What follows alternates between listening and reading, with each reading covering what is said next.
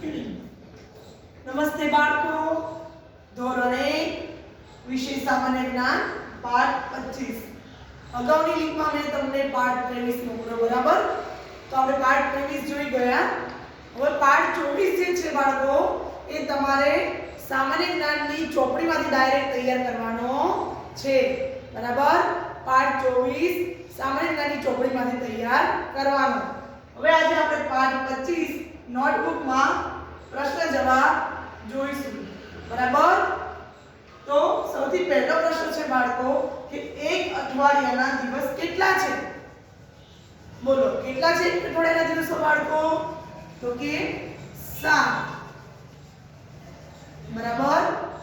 પ્રશ્ન નંબર 2 કે 7 દિવસના નામ કયા કયા છે? તો આપણે ગણિતમાં આપણે જોઈ ગયા 7 વારના નામ જોયા ને, પહેલો વાર રવિવાર, બીજો વાર સોમવાર. તો એ 7 વારના નામ આપણે અહીંયા લખીશું. રવિવાર,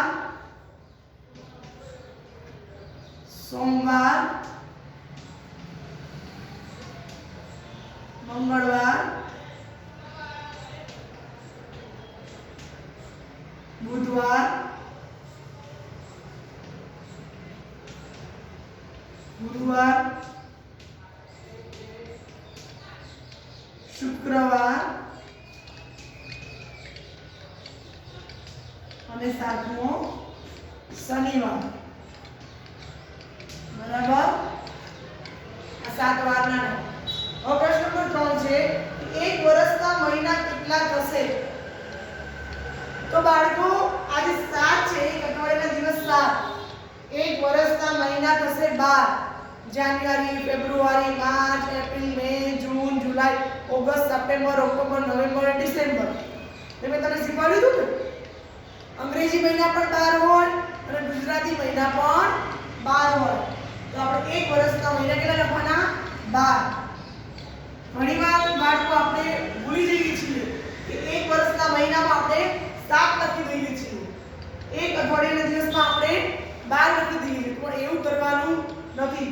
મહિના પૂછાય, એક વર્ષના મહિના, તો મહિનામાં 12, એક અઠવાડિયાના દિવસ, તો દિવસમાં આપણે 7 દિવસ લખીશું, બરાબર? હવે અંગ્રેજી કેલેન્ડર પ્રમાણે 12 મહિનાના નામ જણાવો. તો આપણે ચોપડીમાં મેં તમને સમજાવ્યું હતું એ પ્રમાણે આપણે 12 મહિનાના નામ લખીશું. જાન્યુઆરી,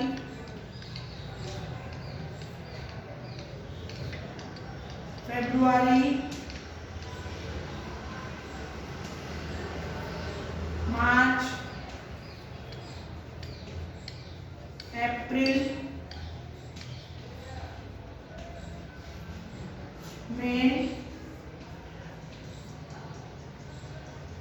જૂન, જુલાઈ,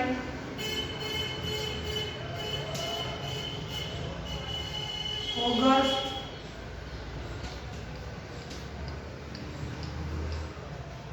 સપ્ટેમ્બર,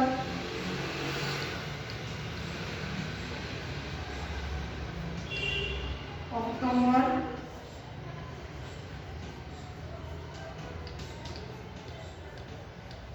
નવેમ્બર અને ડિસેમ્બર.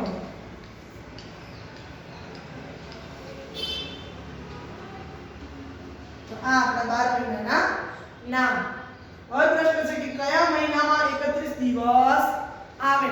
તો જ્યારે મેં તમને ચોપડીમાં સમજાવ્યું બાળકો, ત્યારે તમને સમજાવ્યું હતું કે જાન્યુઆરી તે કેટલા પર આવે? તો 31 દિવસ. તો જાન્યુઆરીમાં 31 દિવસ, જાન્યુઆરી. પછી આમાં ખાડામાં આવશે ફેબ્રુઆરી, તો ફેબ્રુઆરીમાં 28 કે 29 દિવસો. ફરીવાર ટેકરા પર આવશે માર્ચ, તો માર્ચમાં 31 દિવસો. પછી એપ્રિલ, તો એપ્રિલ ખાડામાં આવશે, એપ્રિલમાં નહીં. વળી ટેકરા પર આવશે મે, તો મેમાં 31 દિવસો.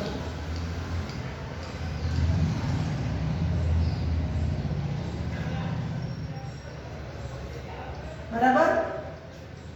મેમાં 31 દિવસ. પછી જૂન, જૂન ખાડામાં આવશે તો નહીં, જૂનમાં 30 દિવસ હોય તો જુલાઈ, તો જુલાઈમાં 31 દિવસ હોય, જુલાઈ ટેકરા બનાવે.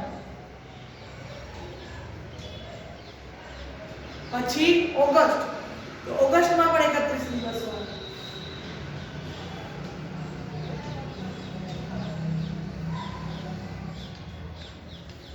પછી સપ્ટેમ્બર ખાડામાં આવે તો સપ્ટેમ્બરમાં નહીં, ઓક્ટોબરમાં 31 દિવસ હોય. પછી નવેમ્બર ખાડામાં આવે તો નવેમ્બરમાં નહીં, તો ડિસેમ્બરમાં 31 દિવસ હોય. ઓક્ટોબર અને ડિસેમ્બર. બરાબર. તો જાન્યુઆરી, માર્ચ, મે, જુલાઈ, ઓગસ્ટ, ઓક્ટોબર અને ડિસેમ્બર, આમાં આપણે 31 દિવસ આવે છે આ મહિનામાં. બરાબર. હવે છઠ્ઠો પ્રશ્ન, કયા મહિનામાં 30 દિવસ આવે છે? તો એમાં પણ આપણે ફરી પાછું જોઈ લઈશું. તો કે જાન્યુઆરી, તો કે ના. ફેબ્રુઆરી, તો કે ના. માર્ચ, ના. એપ્રિલ, સૌથી પહેલું આવશે એપ્રિલ. ફેબ્રુઆરીમાં 28 કે 29 દિવસ જ હોય છે બાળકો, એટલે ફેબ્રુઆરીમાં 30 દિવસ આવે નહીં. જાન્યુઆરી, ફેબ્રુઆરી, માર્ચ, એપ્રિલ. હવે મે, મેમાં નહીં. જૂન, જૂનમાં ખરી, જૂનમાં 30 દિવસ આવશે. બરાબર. પછી જુલાઈમાં નહીં, ઓગસ્ટમાં નહીં અને સપ્ટેમ્બરમાં 30 દિવસ આવશે. અને ચોથું ઓક્ટોબરમાં નહીં, સીધું નવેમ્બરમાં 30 દિવસ આવશે. તો એપ્રિલ, જૂન, સપ્ટેમ્બર અને નવેમ્બર, આ 4 મહિનામાં 30 દિવસ આવે. બરાબર. પ્રશ્ન નંબર 7, કયા મહિનામાં ઓછામાં ઓછા દિવસ આવે છે? તો કે ફેબ્રુઆરી મહિનામાં 28 કે 29 દિવસ હોય, તો ફેબ્રુઆરી મહિનામાં ઓછામાં ઓછા દિવસ આવે. અત્યારે જે ચાલે છે ફેબ્રુઆરી મહિનો. બરાબર. પ્રશ્ન નંબર 8, દર 4 વર્ષે એકવાર 29 દિવસ કયા મહિનામાં આવે છે? તો કે ફેબ્રુઆરી મહિનામાં. ફેબ્રુઆરી મહિનામાં 29 દિવસ આવે છે. એ વર્ષને શું કહેવાય? જે મહિનામાં ફેબ્રુઆરી મહિનામાં 29 દિવસ આવે એ વર્ષને બાળકો લીપ યર કહેવાય. શું કહેવાય? Leap year. એક વર્ષમાં કેટલા દિવસ હોય છે બાળકો? તો કે 365. જુઓ, અહીંયા એક વર્ષમાં કયું છે, અહીંયા એક અઠવાડિયામાં કયું છે, અને અહીંયા લીપ યરમાં કયું છે. એક અઠવાડિયાના 7 દિવસ હોય, એક વર્ષમાં 365 દિવસ હોય અને લીપ યરમાં બાળકો 366 દિવસ હોય. બરાબર. તો આ રીતે આ પ્રશ્નના જવાબ તમારે પાકી નોટમાં સારા અક્ષરે લખવાના છે અને તૈયાર પણ કરવાના છે.